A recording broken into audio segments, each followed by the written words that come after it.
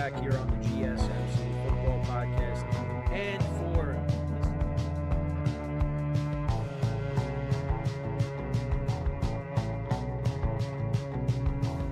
all right, and we are back here on the GSMC Football Podcast. And for the final.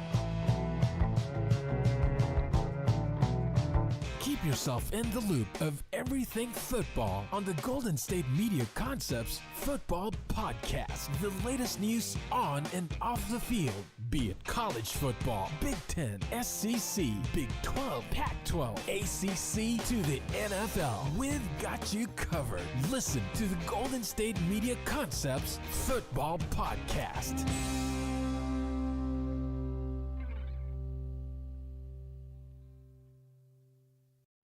And welcome everybody to another edition of the GSMC Football Podcast, brought to you by the GSMC Sports Network. As always, I'm your host, Kenneth, and it's great to have you guys here on this Wednesday, January 29th. We have a lot to cover on the show today. Before I get into all that, just want to remind you guys to tip or donate and get your comments recognized. Make sure to hit that super chat button in the chat if you want to see me acknowledge any thought or comment you may have throughout the live broadcast. It makes the show more lively, more entertaining. Between myself, the host, and you guys, the viewers, we appreciate your guys' viewership each and every day. So any contribution you can make to the show means the world to us as we put out content for you guys each and every day. And also, the other way to help out the show is by going to the link at the bottom of the show segment on the ticker, gsmcpodcast.net. That is gsmcpodcast.net. So let's get into what we're going to discuss for today. So we're going to start off the show. We're going to talk about Michael Irvin's reaction to the Cowboys hiring Brian Schottenheimer to be their next head coach. We'll also talk about why the Eagles fare better against the Chiefs this time around. This will be the second meeting between these two teams in the last 3 years in the Super Bowl. So I'll talk about the reasons why they have a better chance of beating the Chiefs this time around. Then we'll also get into talking about, who was the most disappointing team in the playoffs this season. What playoff performance was the most disappointing? So we'll get into that. We'll talk about the Saints, as they are the only team left without a head coach and who could possibly end up taking that job. And then in the final part of the show, we're just going to take a look at the Pro Bowl rosters, break them down. Obviously, the Pro Bowl is not what it used to be, but it is this week, so we'll, get into that, and I'll give you my thoughts on, some of the replacements that were announced as well. So we'll get into all that. So let's get into the first topic, which is discussing Michael Irvin and his reaction to the Cowboys hiring Brian Schottenheimer. And he was one of those people that was not happy with the hire. In his words, he said it was a missed opportunity. And, he put a video out there. It's on YouTube. And this is some of the quotes from him. This is courtesy of a CBS article. So, yeah, this was on his YouTube channel. And he said, "Here's my issue. We lost an opportunity here. I don't know what will happen with Coach Schottenheimer and the Dallas Cowboys, but Jerry is a shrewd businessman, and the opportunity, I'm shocked he did not see this, or he did not see." He also said, he's talking about Cowboy fans now. They've lost a generation of fans. That's 30 years. 40 years is a generation. Right here, right now, was a critical mass. It was time to bring somebody in here that could shake things up and grab that last leg of Cowboys Nation. Which, yeah, a lot of people view that as he didn't by promoting Schottenheimer. He also said, if we get 30 years right now, life expectancy is 100 years. That means by math, a third of Cowboys Nation has never felt or lived the glory of a championship story. Don't even know about it. How can they pass something down if they don't even know about it? It's a generation that knows nothing about a championship from the so-called America's team. And worse yet, that generation has seen total domination from a team named the Kansas City Chiefs. Not only are you losing football games over here and opportunities over here, even divisions over here, you're about to get our moniker snatched off our backs. I was pushing for Deion Sanders to be the next head coach, and I still stand 10 toes down on that push. So, yeah, he was a big advocate for Deion Sanders. And I know there was reports out there that Deion Sanders spoke with Jerry Jones, and, Michael Irvin, we saw headlines that, he was pushing for it. He was pushing Jerry to hire Deion Sanders. But that did not happen. And it doesn't surprise me because I don't know how I don't think a Deion Sanders-Jerry Jones relationship would have worked in Dallas. I just don't think. Now, Deion Sanders as a player is much different. But as a coach, Deion is going to want to have control over the team. And Jerry Jones would not allow that. With Brian Schottenheimer, Jerry calls the shots. So, some more quotes from Michael Irvin. The Raiders hired Pete Carroll. He had some experience. Last time when we did Mike McCarthy, he had some experience. I got to slap myself and say, give it a chance. At least they walked the walk already. Brian hadn't walked no walk. Yeah, I mean, you're bringing in a guy that does not have head coaching experience. And if you take a look at some of the other candidates that probably would have been considered, they didn't have head coaching experience either. You had Kellen Moore, who's been a coordinator, and then you have Jason Witten, who is a leader, but has no head coaching experience whatsoever at this level. So, and there's also a quote from Des Bryant, or a tweet from Des Bryant in the article as well. He said, I honestly don't know how to feel right now. I'm trying to understand what Jerry meant by saying he was all in. Maybe the coach is good, maybe he's not. But my energy towards how the Cowboys have been mixing things doesn't feel like success anytime soon. See, it's very telling when you have former players speaking in this light of the Cowboys.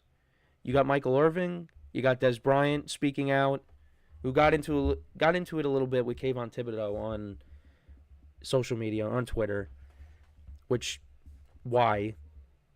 You know, just meaningless beef. But anyways, you got those two guys speaking out. And let's not forget, when I talked about Troy Aikman and what he said, I think it was before the Rams-Vikings playoff game, how the head coaching job for the Cowboys may be not as coveted of a job as you may think.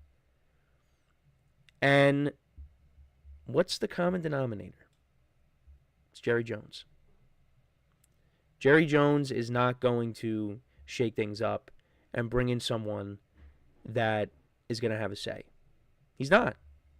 And he's proven that time and time again.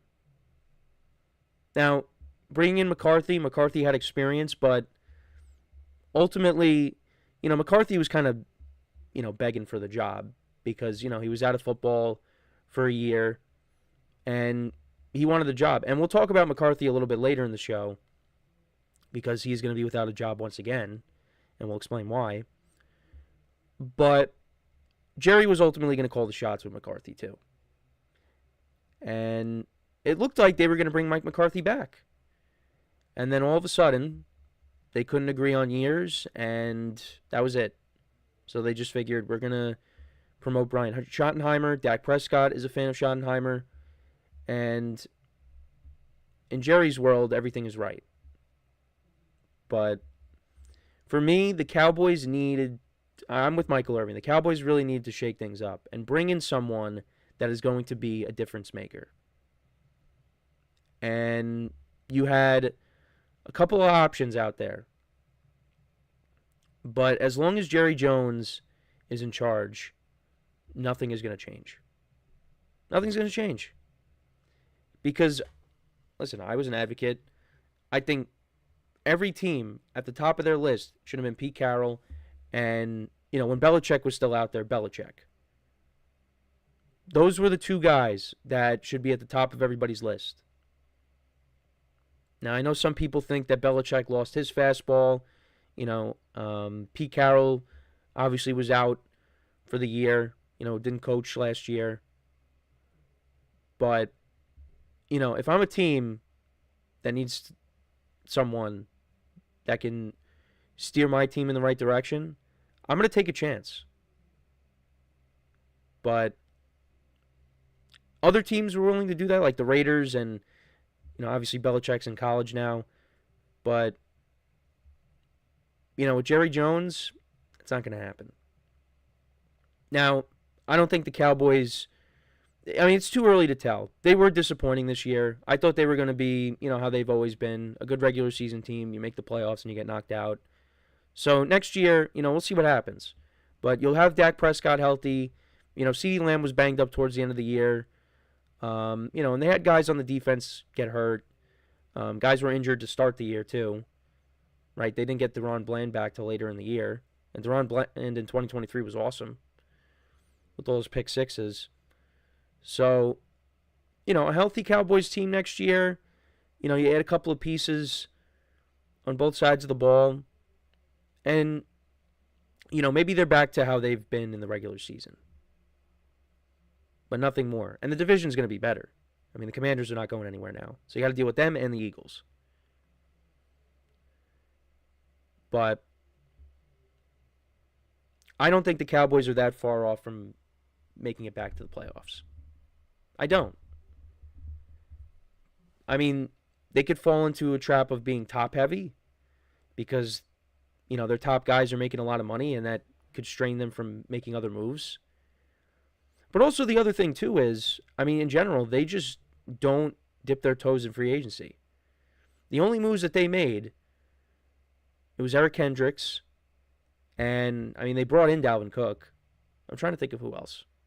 Who else did they bring in? Well, they brought back Zeke. But they also did sign Dalvin Cook. And, these former players of the Cowboys, they've used Jerry's quote against them.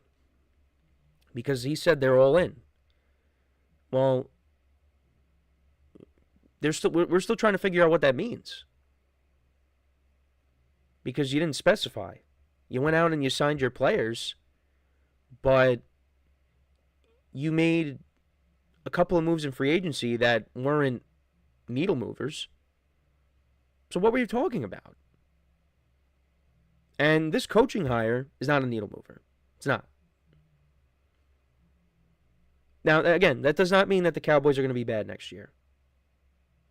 They could be one of those teams that bounces back. But in terms of being a Super Bowl contender, they are not categorized as that. And like I said, it's very telling when you have former players speaking out against the ownership. So, Troy Aikman didn't mention Jerry Jones by name when I brought up his quote from before. Michael Irvin did.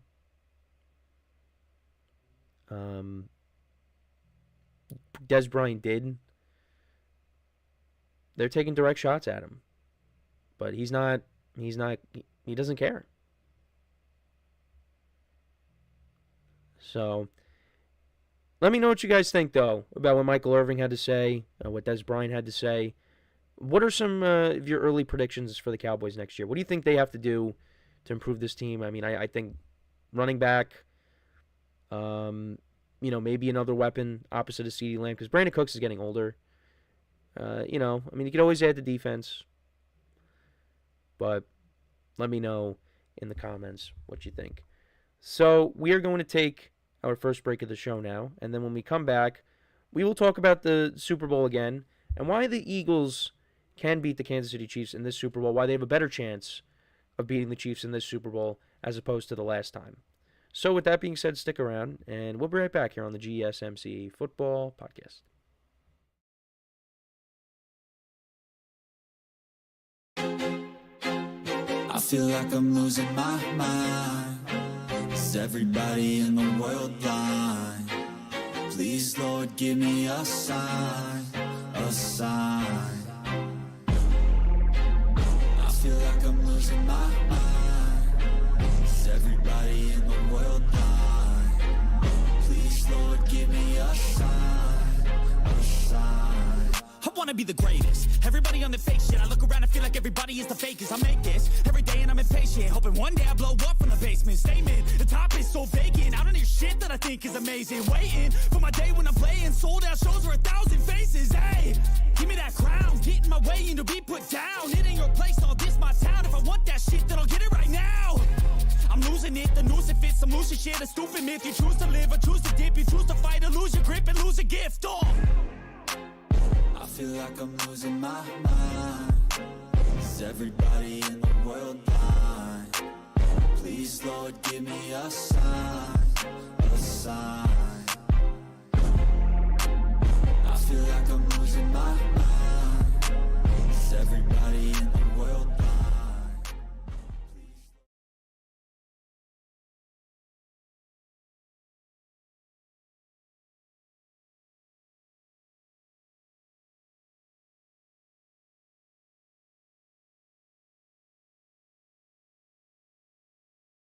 And we are back here on the GSMC Football Podcast. And for the second part of the show, we're going to talk about why the Eagles have a better chance of beating the Chiefs this time around. Obviously, this is the second time these two teams will be meeting in the Super Bowl in a few years. But I do believe that the Eagles have a better chance to knock off the Chiefs this time. And I think a lot of people have those same feelings as well. Now, reason number one is Saquon Barkley. Saquon Barkley, I mean, he has had an unbelievable season. There's no question about it. And he was probably the best signing of the offseason. Not probably, he was. Because of the impact that he had on this team. Now, the Eagles, they were a pretty good rushing team in 2022. I mean, I think they were still one of the best. But I feel like with Barkley, that running game has been taken to new heights. The New Heights podcast. And I feel like the Chiefs will have their hands full with Barkley. Now, obviously, you're giving Steve Spagnuolo a couple of weeks to game plan. So the Chiefs are going to come up with something. You know, maybe they do contain Barkley a little bit. But they're not going to completely shut him down. They're not. Barkley's going to have a couple of big plays in this game. You know, whether it is running the football or through the air. That's the other thing, too. Barkley is a good receiver as well. So that's another dimension to this team that they're going to have to deal with. On top of already, you have to deal with A.J. Brown, and you got to deal with Devontae Smith and Dallas Goedert, and Jalen Hurts if he runs with the football. Because, again, last year, you know, you had Miles Sanders, or no, not last year, a couple of years ago, you had Miles Sanders, Boston Scott, Kenneth Gainwell. I think I have the stats of the running backs from that Super Bowl. I think I took a screenshot of it. I thought I did, because I saw... Maybe I was wrong. It doesn't... Yeah, I guess I didn't have him. Because I thought I had the rushing stats saved from the Super Bowl. I mean, I could just look it up now. But, I mean, Saquon Barkley is better than all those running backs combined. And I think, like I said, the Chiefs are going to have their hands full. But we'll have to wait and see. So, all right. So I got the box score here from the previous Super Bowl between these two teams.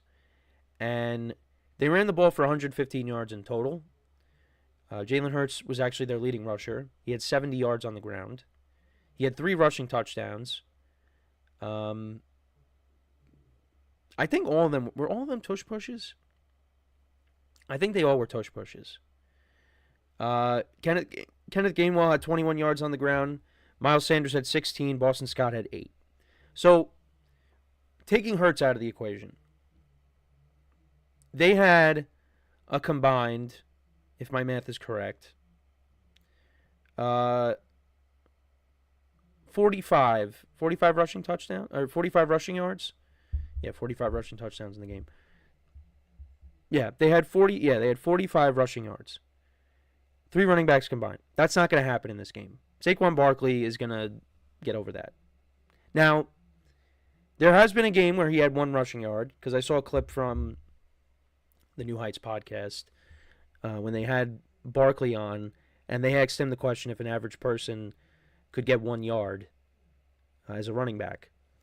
And, you know, Barkley said, you know, maybe. But then he said, you know what, there was one game, and it was against the Jets, where he had, what did he have, like 13, I think it was 13 carries for 1 yard. He said, yeah, never mind.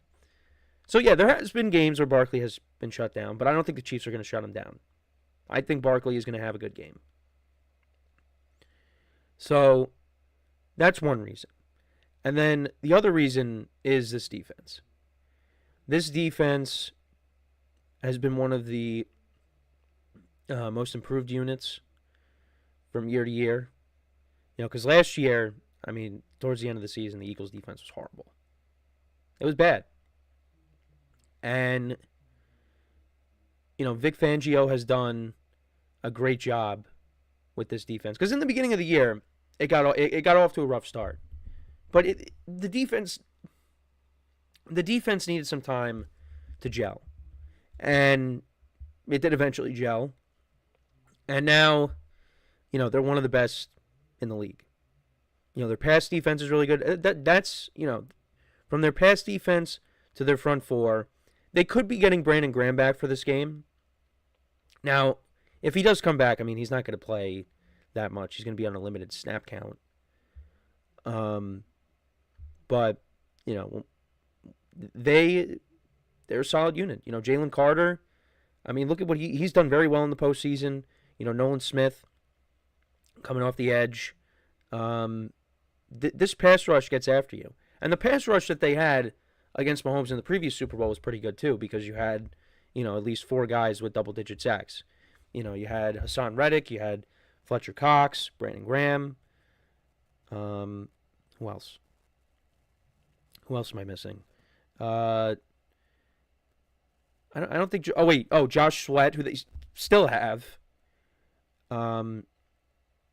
So, yeah, this pass rush is going to get after Mahomes. And I think I've said it. What worries me going into this game for the Chiefs is a little bit of the offensive line.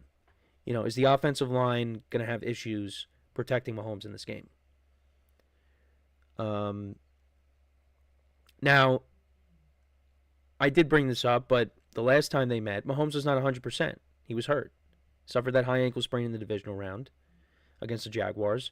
So he was a little hobbled. Now, he did have that big scramble at the end of the game that set up the game-winning field goal.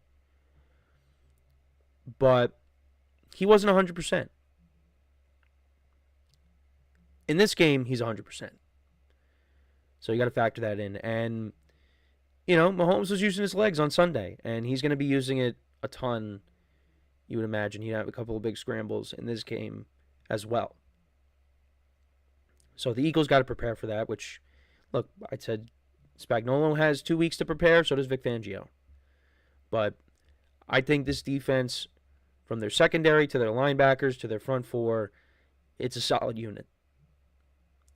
And, also you got Zach Bond, who's an underrated signing, one of their linebackers, who made an All-Pro. Like I said, they are a solid unit. And, Howie Roseman, they did a great job fixing this defense. You drafted the 2 young corners. Like I said, you signed Zach Bond. And, like I said, it's made a difference. And they changed their coordinators. I said going into the year, this Eagles team was going to be really good. They were going to bounce back from that collapse. And obviously, I don't think it was that bold of a take. It wasn't. But I think there were people going into the year that were down on the Eagles. Didn't trust Nick Sirianni. Didn't trust Jalen Hurts. I think there's still some reasons not to trust Jalen Hurts. But, Jalen Hurts had a good game on Sunday. And he hasn't turned the ball over. So, and I get it. Because there are some games where, the stats, he doesn't light it up with the stats. But, there are some games where he doesn't have to. When you have Saquon Barkley running the football like he's running it. Look at Jimmy Garoppolo in the championship game back in 2019 against the Packers. Raheem Mostert had over 200 yards rushing. And what, you're just going to take the ball out of his hands and put it in Garoppolo's hands when, you got that working? Now, no offense to Garoppolo, but I'm just saying, Garoppolo, what did he complete, 2 passes in that game? So, that's the thing. The Eagles' running game is the best that it's been in the Jalen Hurts era. Because he's a part of it, but you also have an all-world talent in Saquon Barkley. So, but I look, if you know me and you saw, how I had my bracket turning out for the playoffs, and if you remember my Super Bowl prediction going into the season, you'll kind of know where I'm leaning. But that doesn't mean that, I haven't thought about maybe changing it. Because I think the Eagles have just as good of a chance to win this game as the Chiefs do. And if you remember, the Eagles did go into Arrowhead last year, and they knocked off the Chiefs. Again, it's a new year. I get it. But they did do that recently. So, now it's on a neutral field. And Jalen Hurts played well in the Super Bowl the last time. And really, his fumble that led to a touchdown by Nick Bolton, that was a big difference in the game. That was a big difference. And, Kadarius Toney's punt return was a big difference too. So, and also I know people are saying, well, because the Eagles were slipping a lot in the last Super Bowl when they were playing it in Arizona. So maybe now being in New Orleans, that won't be the case. Different field. But, there's no excuse. The Eagles lost. Now, I know there was a controversial flag at the end of the game. I get it. But, like I've been saying since we talked about the AFC Championship game on Monday, games are defined by more than just a couple plays. So, like I said, Jalen Hurts fumbled the ball. That led to a touchdown. That was a big play in the game. And the Eagles also had a 10-point lead, right? In the game. And they let the Chiefs come back. Like, when Mahomes looked like, he was done for the game. Because I remember he was lying on the ground. He was in a lot of pain when he got tackled towards the end of the first half. In that moment, I thought the Chiefs were in trouble. But in the second half, they came out firing. And, ultimately they won the game. So, we'll see what happens, though. I know a lot of people are not happy with the matchup. I'm going to be constantly saying that, but let me tell you something. This is going to be a great game, believe me. This could be one of the best Super Bowls we've had. And, last year was good. When they met the first time, it was good. And the year before that, with the Rams and the Bengals, that was pretty good. So, obviously the COVID season, that was, the Bucs dominated the Chiefs. But we've had 3 entertaining Super Bowls in a row. So let's make it a 4th. But let me know what you guys think about what I had to say about the Eagles. Do you think the same? Do you think differently? Let me know in the comments. So we are going to take, before we go to break, my apologies. Before we go to break, just want to remind you guys once again to tip or donate and get your comments recognized. Make sure to hit that super chat button in the chat if you want to see me acknowledge any thought or comment you may have throughout the live broadcast. It makes the show more lively, more entertaining between myself, the host, and you guys, the viewers. We appreciate you guys' viewership each and every day. So any contribution you can make to the show means the world to us as we put out content for you guys each and every day. And also, the other way to help out the show is by going to the link at the bottom of the show segment on the ticker, GSMCpodcast.net. That is GSMCpodcast.net. So when we come back from our next break, we will talk about the New Orleans Saints. No, that's the 4th segment. We'll be talking about who is the biggest letdown in the playoffs this season. What teams, that made the playoffs just, their performance was disappointing. We'll go over that when we come back. So with that being said, stick around, and we'll be right back here on the GSMC Football Podcast.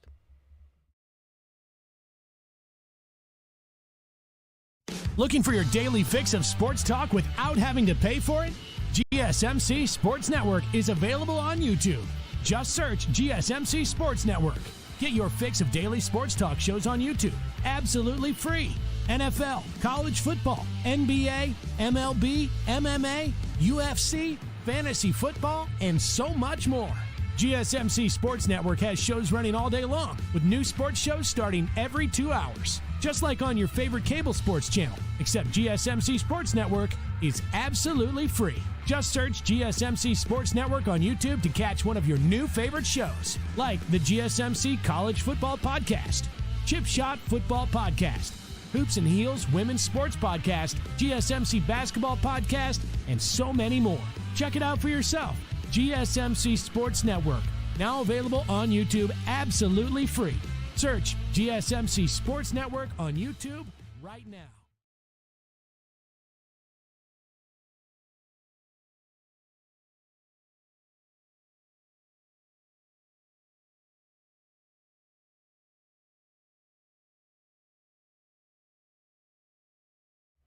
All right, and we are back here on the GSMC Football Podcast, and for the third part of the show, we are going to talk about the playoff teams that were the most disappointing. And I'll just give you my thoughts on them. So, yeah, we got one game left, but I just wanted to revisit, some of the, pretty much all of the past playoff teams, but some of them are more disappointing than others. Obviously, I'm not disappointed in the Commanders. I mean, I guess maybe you could be disappointed in the Bills because they weren't able to knock off the Chiefs. But we'll start off with, we'll start from the beginning, the wild card round, and then work our way back. So I would say that, really, the teams that were the most disappointing were all the teams that were in the NFC North. This division was looked at as the best division in football all year. Because you had three teams that, made the playoffs. Two of them were playing against each other for the division, for the 1 seed. And you just thought that this division was going to maybe run the playoffs. And that just did not happen. With those three teams, how many playoff wins did they have combined? Zero. And I think the most disappointing, I would say it's the Lions. Just because you had a bye, you were the 1 seed, you had home field advantage, and you let the Commanders walk up and down the field all over you. And on top of that, they had 5 turnovers in the game? It was a fumble by Jared Goff, 3 interceptions. Jameson Williams threw an interception, which they should not have been running that play at that point in the game against the Commanders. That was bad. And on top of that, I don't think the Commanders punted until the fourth quarter. Jane Daniels and that offense had their way against the Lions. And, now they go into an offseason where they've lost both coordinators. It's going to be interesting how the Lions bounce back from this. But you thought a bye week would help them. And you could also point to, Jared Goff getting banged up in that game, taking that hit from Frankie Louvu on the pick 6. He could have been playing with a concussion. And that's why maybe, the turnovers continued. But, yeah, it was an overall a mess of a game for the Lions. The Vikings, they were never in their game. They weren't. At least with the Lions, the game went back and forth for a little bit, and then the Commanders took a commanding lead. I know I had to say that. That was a bad joke. But the Vikings, from start to finish in their game against the Rams, they never had a chance. Sam Darnold got sacked all over the place. The Rams had that impressive drive to open the game. There was never a point in that game where you thought, yeah, the Vikings got a shot. No. And this was coming off of that disappointing end to the regular season where, that game was close against the Lions, but then the Lions kind of pulled away. This game, it was pure domination. And it was a sour end to a very good season. Kevin O'Connell, he might be winning Coach of the Year. But, and also Sam Darnold, the year that he had. Now all of a sudden it's like, well, are the Vikings going to bring him back as their quarterback? What's going to happen there? Because these 2 games were true tests for Sam Darnold. And he did not deliver in either of them. He didn't. So now, what's going to happen there? We'll have to wait and see. And then also talking about the Packers. Now, their defense kept them in the game against the Eagles. If you look at the 3 games that the Eagles have played. Now, Saquon Barkley is at over 100 yards in each one. But the Packers, until the very end of the game, but, that was just to ice the game.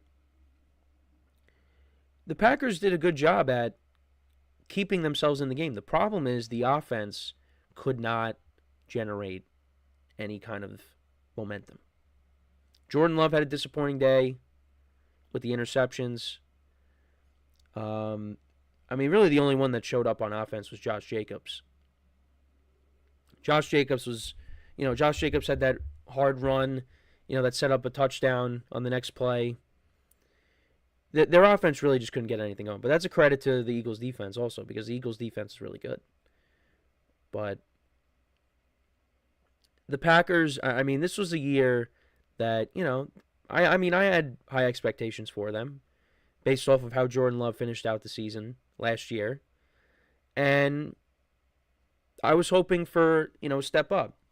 Now, Jordan Love wasn't entirely healthy because he dealt with numerous injuries throughout the year. And he was a little banged up in this, in that game too. So, let's see what happens in year 3. Now being, the starting quarterback for the 3rd straight year. And the Packers, they have invested a lot in him. So he's got to deliver. But the Packers, they need to add to the offense, because going into the year you thought, all right, they're going to be okay because, they're like, we don't need a number 1 wide receiver because all these guys are equally talented and, well, maybe not equally talented, but they're all talented and we're going to spread the ball around. But they don't have that alpha receiver. We thought it was going to be Jaden Reed. I thought it was going to be Christian Watson because when Christian Watson's healthy, I think he's the best receiver on the team, but can't stay healthy. Romeo Doubs got banged up this year. It's just they need another wide receiver on that team. They need a true number 1 because that'll only make these receivers better. You got Josh Jacobs, who had a great year, and I think Jordan Love, this was just a down year. I think he'll bounce back, but they were pretty disappointing because I think if you have, and it didn't get off to a great start either because they fumbled the kickoff, even though you could see that Keyshawn Nixon looked like he recovered it, and the Eagles were up 7-0, in an eye blink. And if that doesn't happen, maybe the game plays out differently. But if the Packers were able to generate an offense in that game, they could have won it. They definitely could have won that game. That game was in reach. But they were disappointing. I guess when you look at the Steelers, they had a disappointing end to their season, but I think we all kind of knew that, when they had this late season collapse, going into Baltimore again, they weren't going to win the game. They weren't. The odds were stacked against them. The Ravens are a better overall team. The better team won. And the Steelers' offense was lethargic in the first half. And, in the second half, Russell Wilson made a couple of good throws and, they had a couple of scores late, but they never had a chance in that game. The Broncos got blown out by the Bills. I guess you could say it was a disappointment because, I expected there to be a little bit more fight from them. The game started out great. Bo Nix hits Troy Franklin for that touchdown on the first drive of the game, and you're thinking, here we go. And then the Bills just took over from there. For me, I just think the NFC North teams were the most disappointing. I'm trying to think of who else. The Commanders-Buccaneers game, that turnover by Baker Mayfield was a huge difference. He had a great year. But, like I said, I look at the NFC North teams. And then, actually, when we go into the divisional round, the Rams, they were in until the end.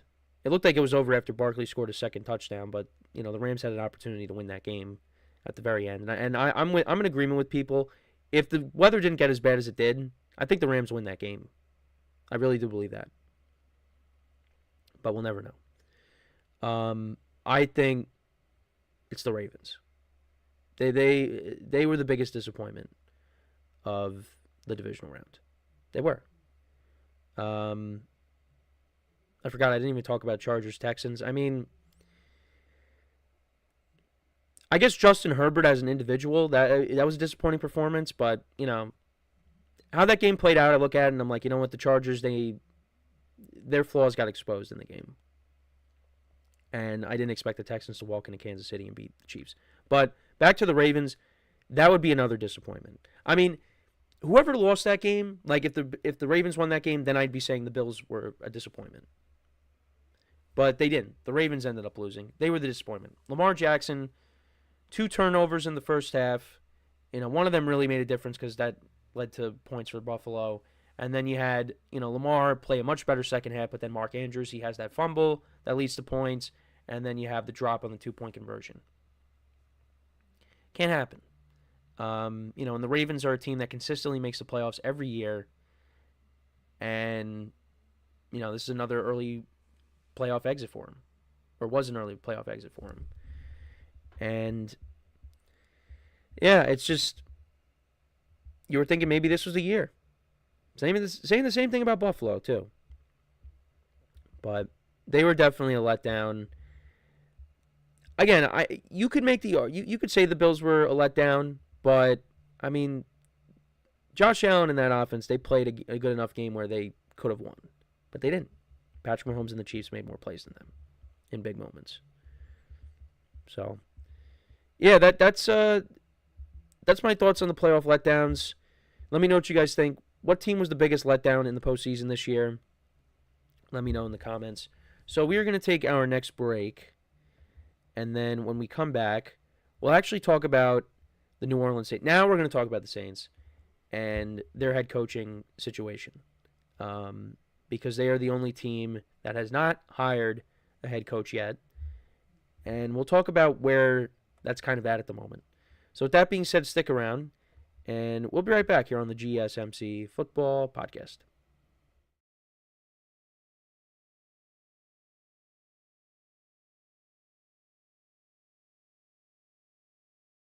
For the best and latest podcasts available anywhere, go to the podcast app on your cell phone and type in GSMC to access free content-rich podcasts on health and wellness, book reviews, sports, entertainment, relationships, social media, movies, technology, finance, and even weird news. Subscribe and download the GSMC Podcast Network's family of shows, available everywhere podcasts are found.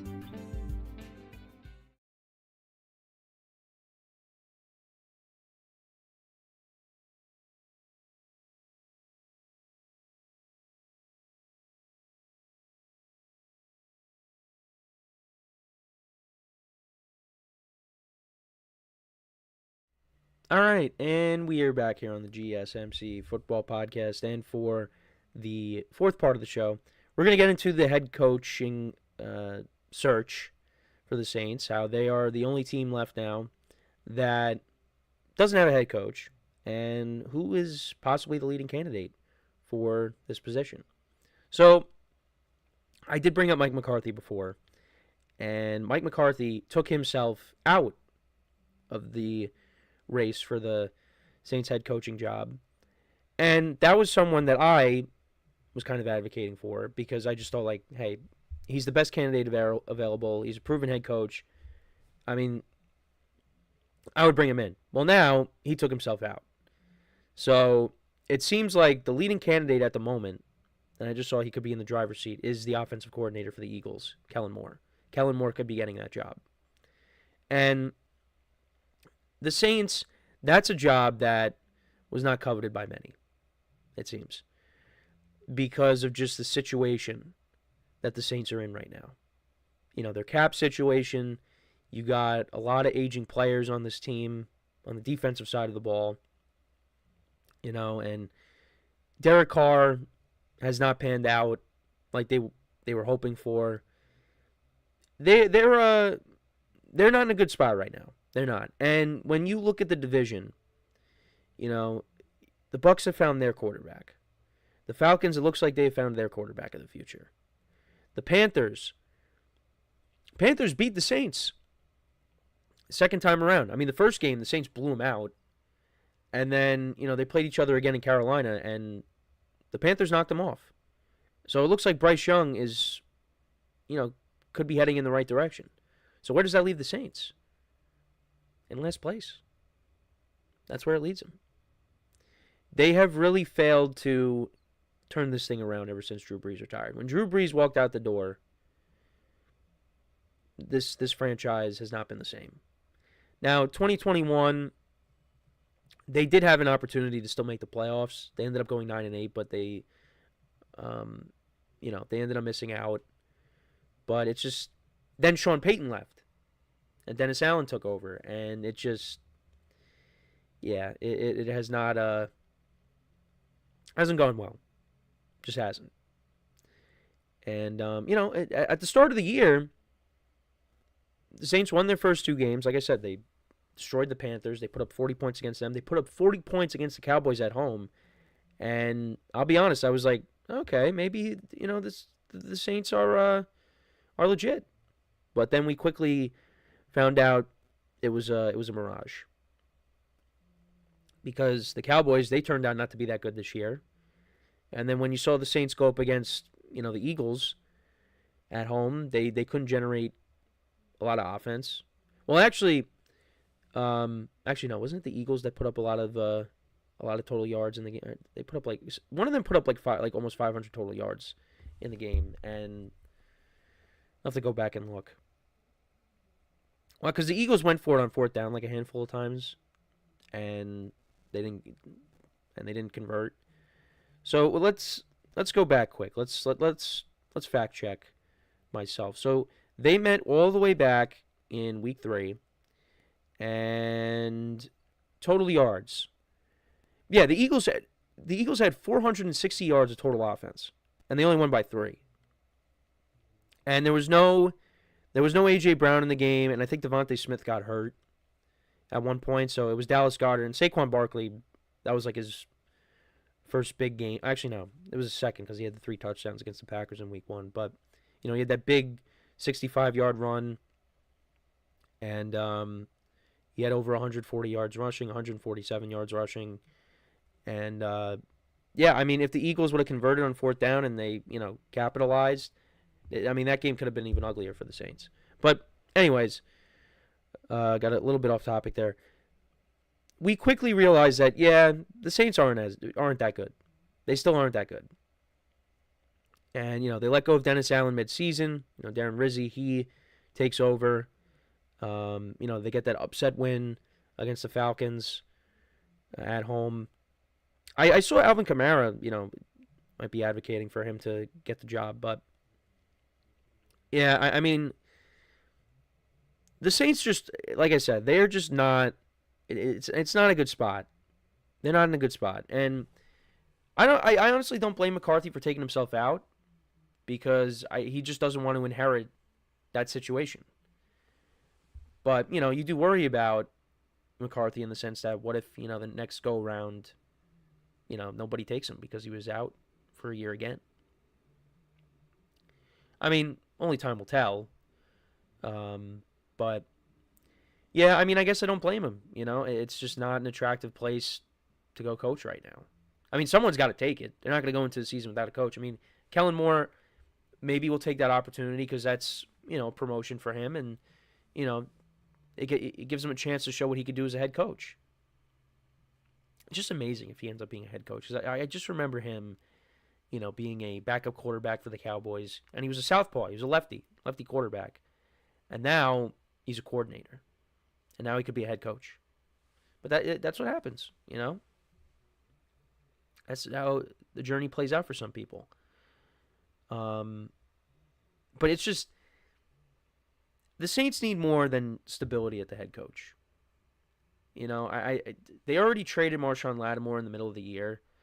I think some of these other players you could look to maybe moving off of, these veteran players. You got to tear it down because the Saints just did not. They didn't do that because they just kept in their minds believing that we're going to compete. Now they did finish. They did finish off 2023. They finished 9-8. They finished the season strong, but And like I said, they got off to a good start, but then just everything kind of fell apart. Derek Carr also got hurt.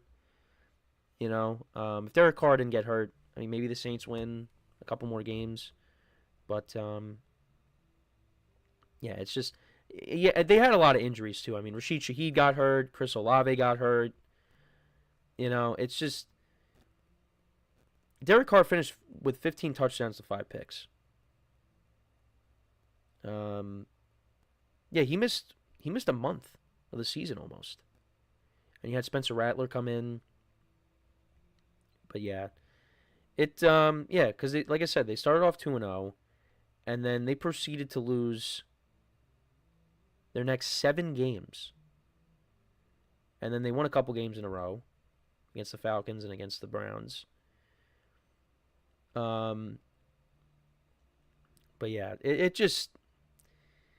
It's amazing. It's amazing that how high people were on the Saints after they went 2-0, and then everything just fell apart. But it's going to be interesting to see what ends up happening. Whoever they end up hiring, it's not really gonna. I'm not really gonna be ecstatic for it because I still think the Saints are just kind of going to be in that no man's land. But they need that's a team that needs a total rebuild. Really.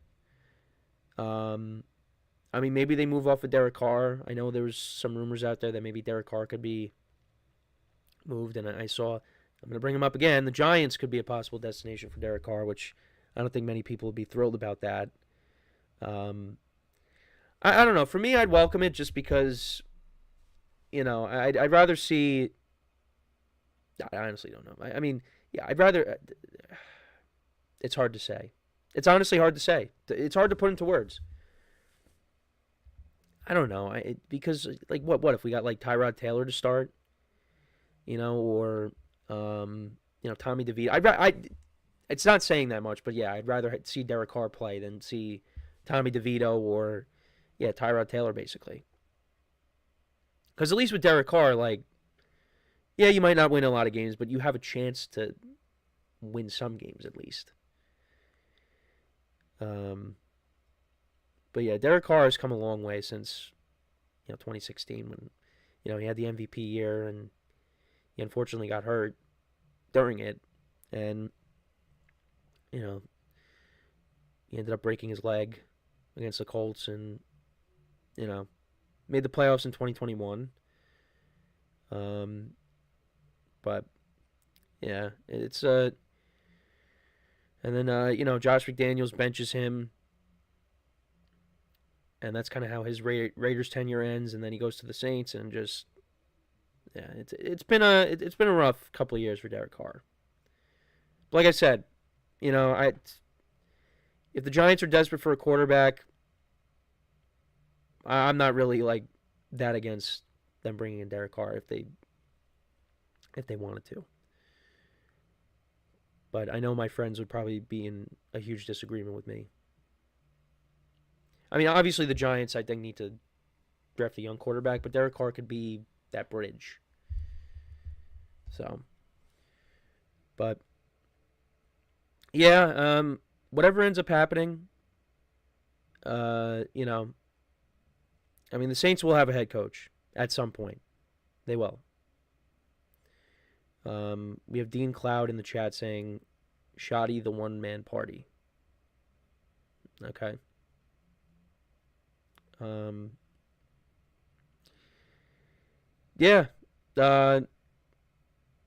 Nice. Anyways, we'll see. If Kellen Moore wants to take that job, I guess he'll have it. But we will have to wait and see. I saw that Cliff Kingsbury, he's going to stay with Washington. He's not going anywhere. And, I think that's a smart move.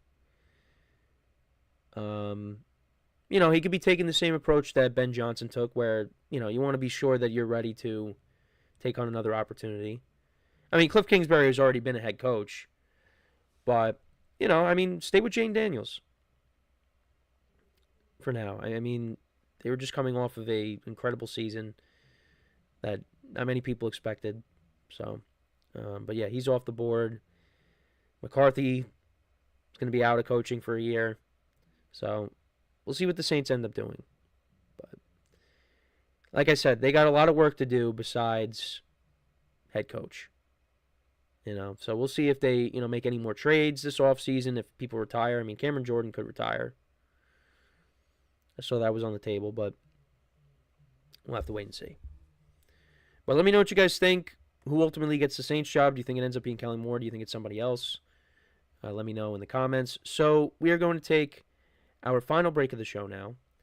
And then when we come back, we will discuss the Pro Bowl rosters. There's been some changes because not everybody that gets voted into the Pro Bowl ends up going to the Pro Bowl. So we'll just take a look at the rosters. I'll give you my thoughts, and that is how we will end off the show for today. So with that being said, stick around, and we'll be right back here on the GSMC Football Podcast.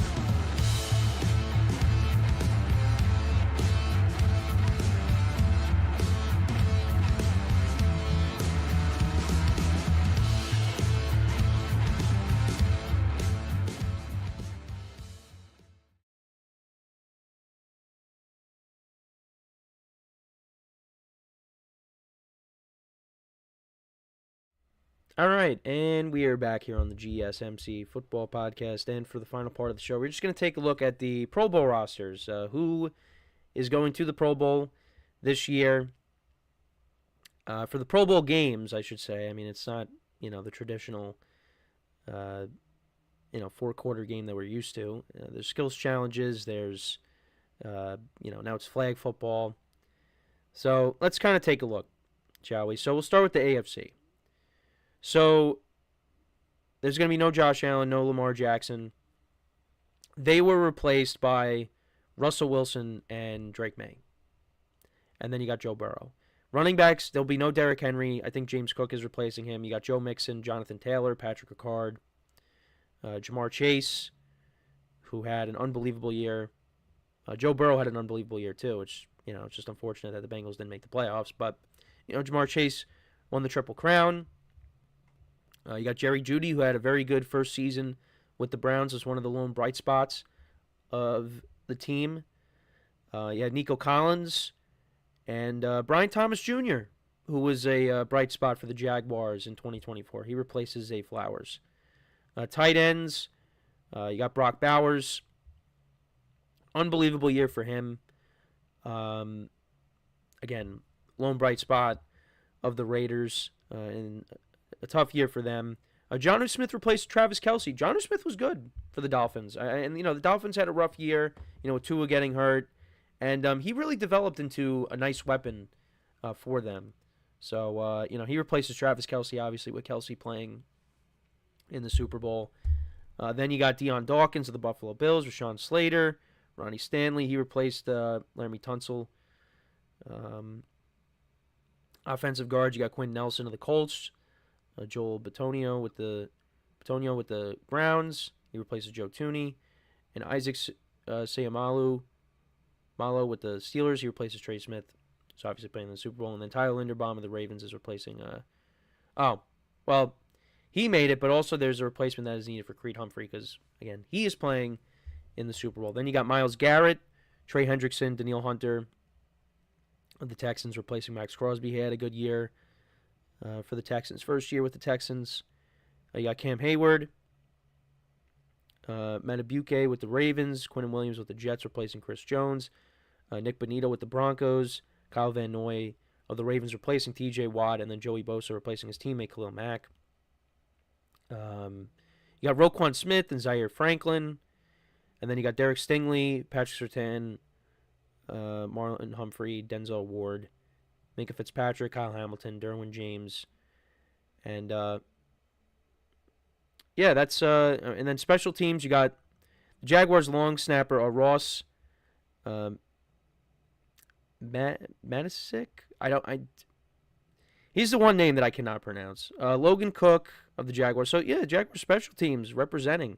You got Boswell of the Steelers. I mean, Chris Boswell. He had a great year for them. He was one of the best kickers.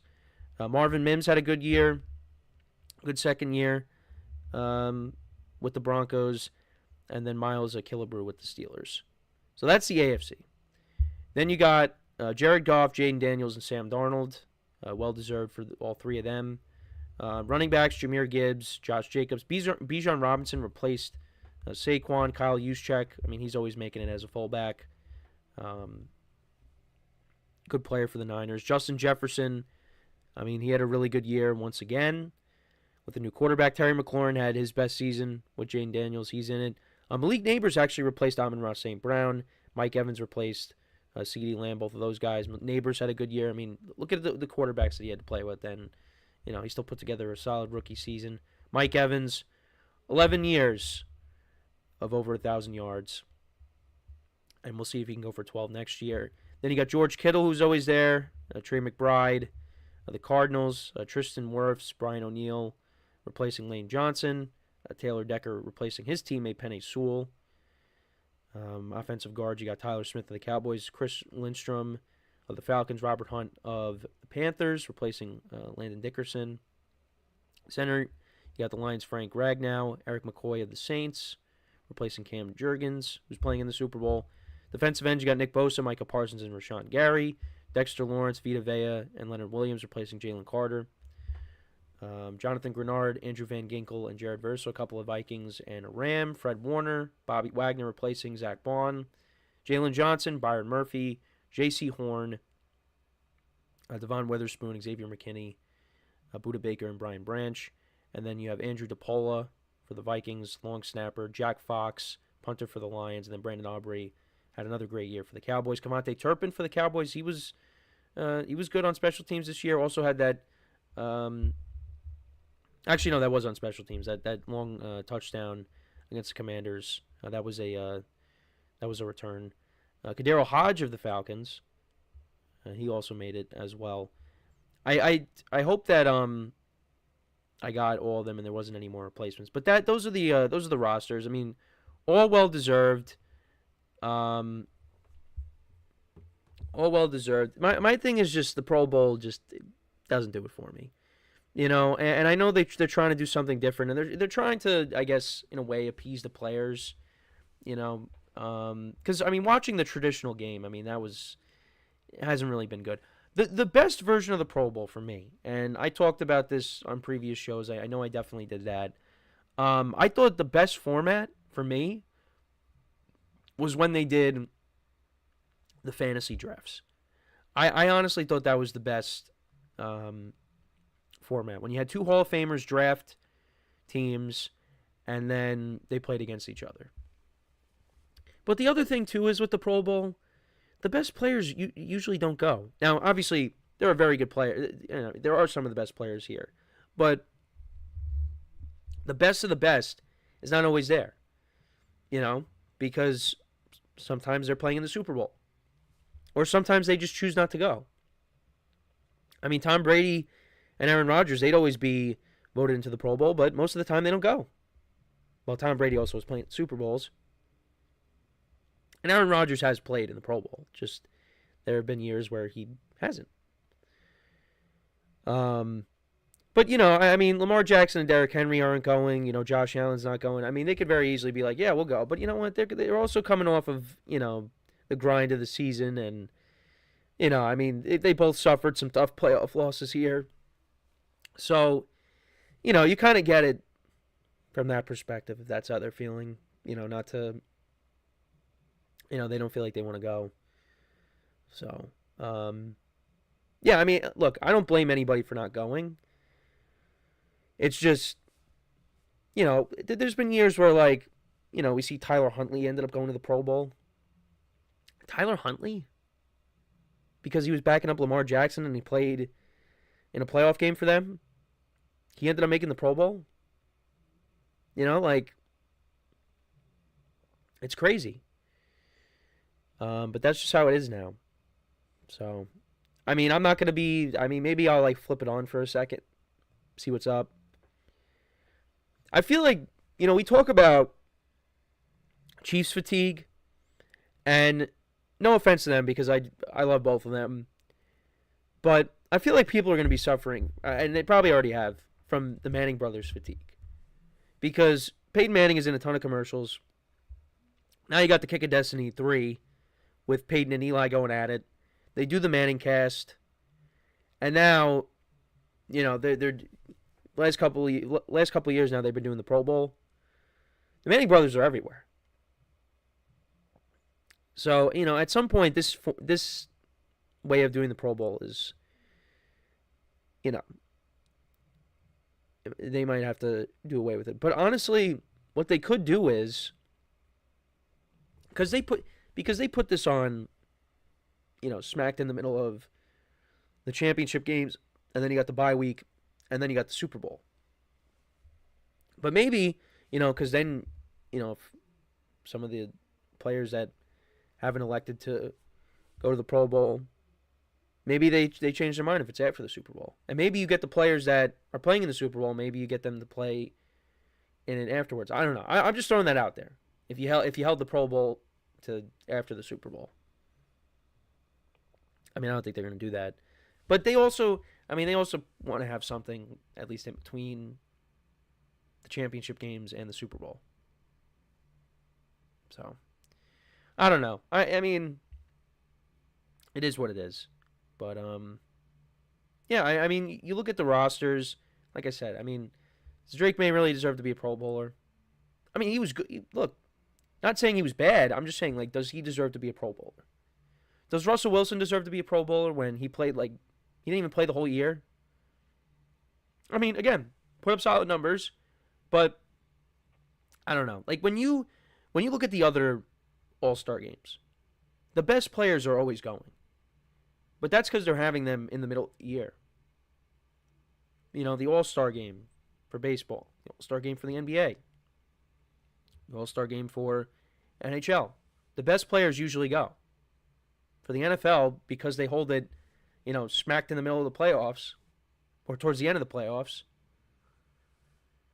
it's the best players sometimes just don't go.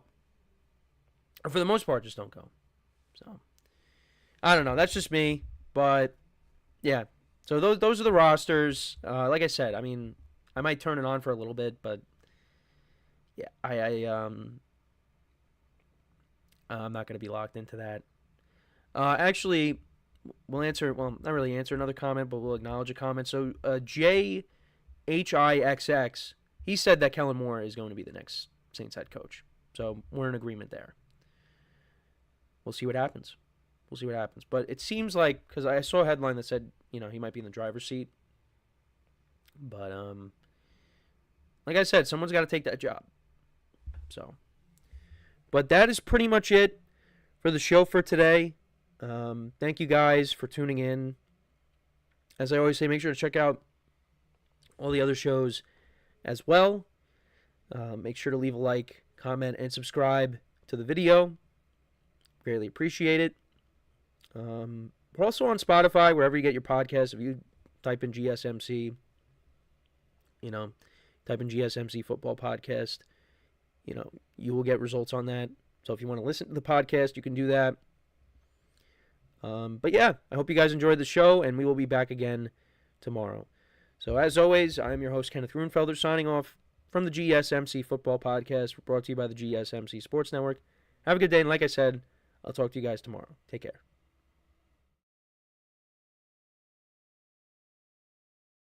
Mm-hmm.